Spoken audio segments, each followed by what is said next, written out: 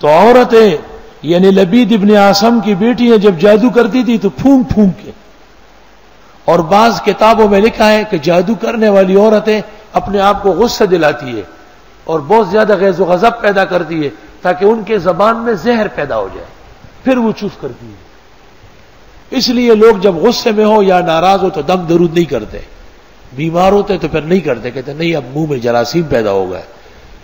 جب کلمات پڑھ لے، بہترین ذکر کر لے، آیات پڑھ لے تو منہ خوشگوار ہو جاتا ہے، پاک صاف ہو جاتا ہے، پھر جا کر کے اس کو چوف کر دے۔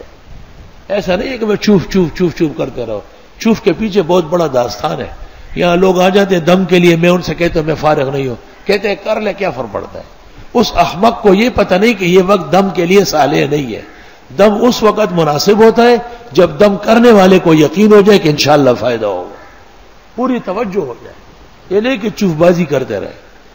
اخبار میں آیا کہ ایک پیر کراچی ایئرپورٹ اترا، مرید بہت سارے آئے تھے، اس نے لاؤڈ سپیکر پر سب کو دم کیا، سارے مرید دور تک دم ہو گئے۔ ومن شر حاسد اذا حسد، اور حسد کرنے والے کے شر سے جب وہ حسد پر اتر آتے ہیں۔ یہ جادو اور سحر یہ بھی حسد کی نشانیاں ہے کہ ایک آدمی کو نقصان پہنچائے۔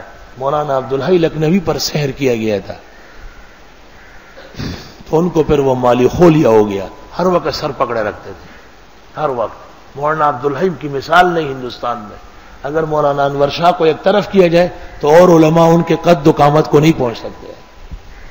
مولانا عبدالعزیز فرہاروی یہ نبراس کا مصنف، اس کی بہترین کتاب نبراس نہیں ہے، کوثر النبی ہے علم الحدیث میں، یہ بھی سحر سے فوت ہوا ہے۔